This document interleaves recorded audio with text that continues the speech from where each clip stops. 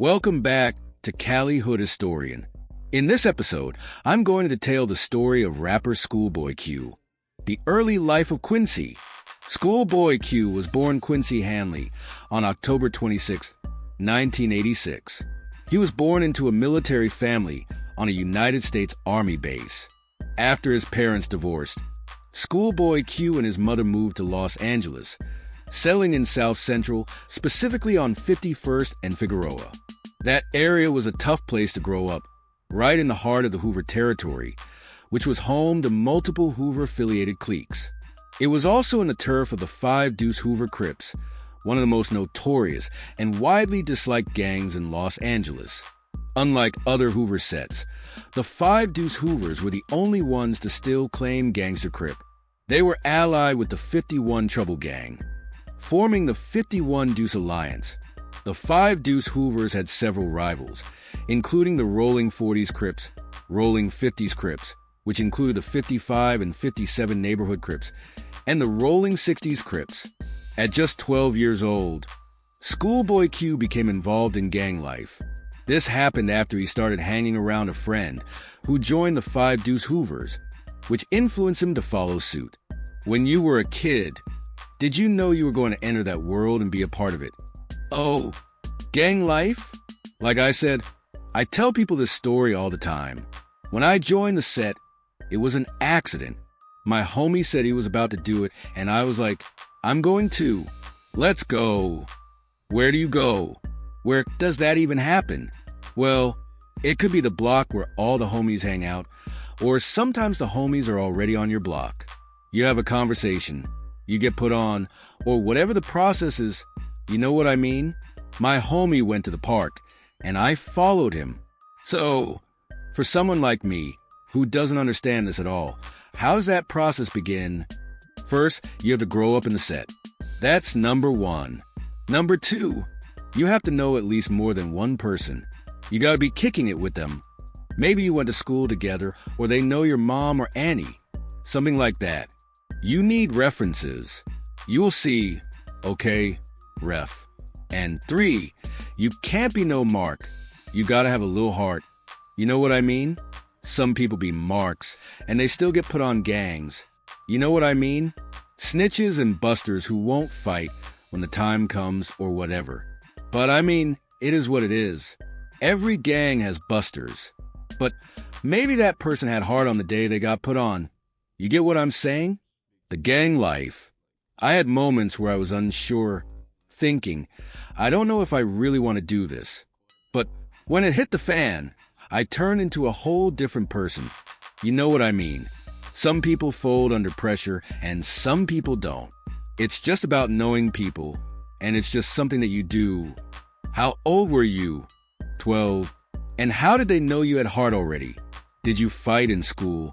I mean, yeah, we were all in a little clique first, a little gang called Flirts. It wasn't Crips or Bloods. We were just calling ourselves a name. We were like 30 deep, you know what I mean? But the older homies weren't having that anymore. They were like, y'all can't keep running around our hood claiming this little clique. You gotta join up. You know what I'm saying? So I was like, come on, let's go. So that was it for Flirts.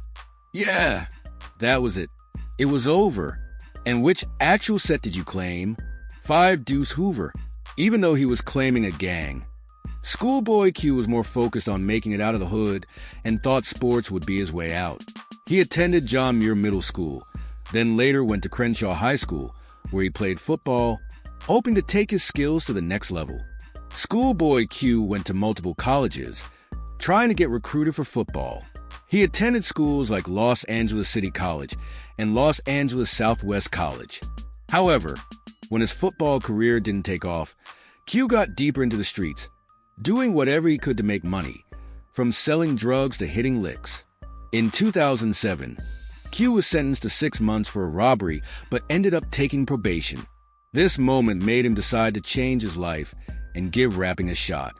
So this whole thing about how he was locked up for a while, and then once he got out of jail, he became famous. Is that true? Okay, I get what you're saying, but basically, rest in peace to the homie, Lil One Punch. AR, You Feel Me, and Tyrell. They all went and allegedly tried to rob a house, as the police said, a flock. They knocked on the door, allegedly, but nothing even went down, you feel me? They turned around and walked to the car. When they got in, the police pulled up. The day ones. The homie, or Lester, had just gotten out after doing 8 years. You feel me? He was on penitentiary parole, not federal parole.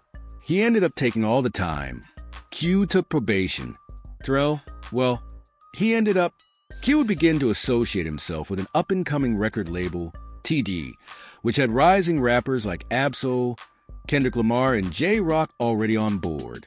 Q released his first mixtape, Schoolboy Turned Hustler, on July 29, 2008, with GED Incorporated, the label that originally brought out Tyga. This helped build a relationship between Tyga and Schoolboy.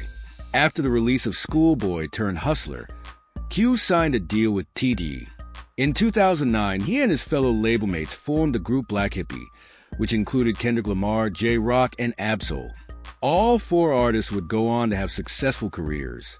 In 2009, Q got into a small feud with 40 Glock after 40 started beefing with Lil Wayne and Tyga. Since Q had a good relationship with Tyga and his label, TD, which was connected to Lil Wayne, he decided to take matters into his own hands.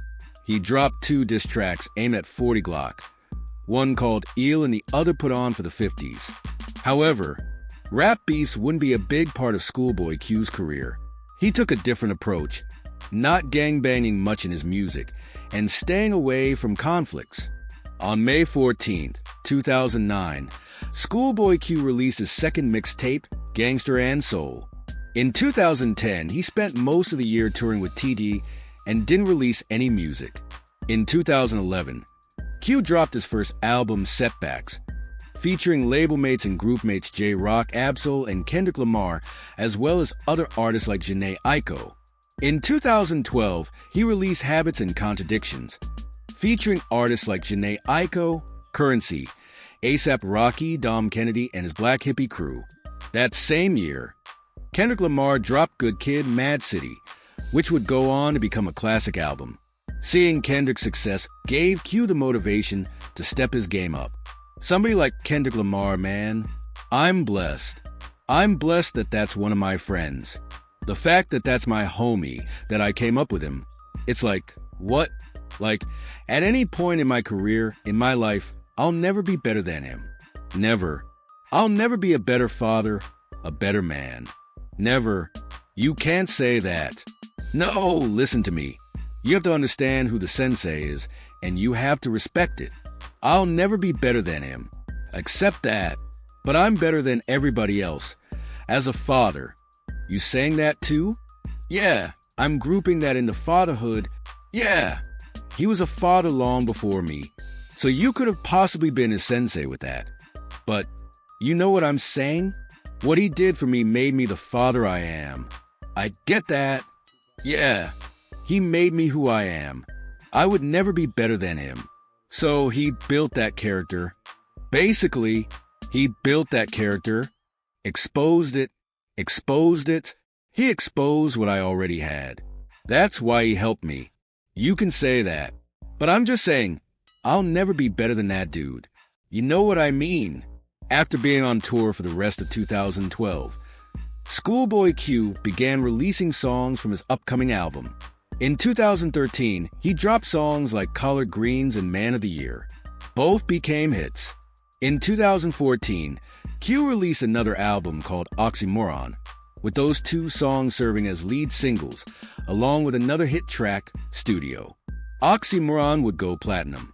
In 2016, Schoolboy Q dropped another album, Blank Face LP, featuring lead singles like That Part, which included Kanye West. The album also featured artists like SZA, Jadakiss, Vince Staples, E40, Miguel, and several others. The album eventually went gold, and Q put several of his homies on it, like Traffic and TF, who appeared on songs like Tookie Knows 2. In 2018, Q continued making music but faced multiple delays with his album. After the death of his close friend Mac Miller from an overdose, he decided to delay it even further and take time away from music. Mac Miller's passing had a deep impact on him, leading Q to quit drugs altogether and find new hobbies. He took up golf, which eventually led to him appearing in a commercial for Topgolf. Later, he even competed in a PGA Tour event at the AT&T Pebble Beach Pro-Am. In April 2019, Q dropped the album Crash Talk, featuring artists like Travis Scott, Ty Dolla $ign, YG, 21 Savage, Kid Cudi, and Lil Baby. However, the album was pushed back for weeks due to the death of Nipsey Hussle on March 31, 2019. Even though Nipsey and Schoolboy Q came from rival hoods, they had mutual respect for each other. I mean, Schoolboy from Hoover, but I got respect for him. You know what I mean? Our hoods beef in a real way. In a real way. On site. Killings. It's in the neighborhood card, you feel me? But I got respect for Schoolboy. And one of the reasons is because I saw what happened with Death Row. I'm not putting nothing out this week. Nobody should be putting anything out this week. Like, I don't even know how to do these types of videos, dog. I don't even know. I'm just giving y'all what's real. I don't want to put no music out this week. Maybe next week, we can do that. But right now? No. It's not cool. It's not pure. That's not me. Y'all know how I get. Being from LA, bro, it was the weirdest feeling. It's still weird. Even being in LA, it's just weird, man. 'Cause like, when I got the news, I was asleep. I got woken up to it. They killed Nipsey. I'm like, what? You get what I'm saying? Then I look at my phone, and my phone is going crazy. And I'm just like, what? I mean, like, I don't get it. Yeah, the whole day, it was like a lie. Like, I didn't get it. The first 2 days, really, it just felt like a lie.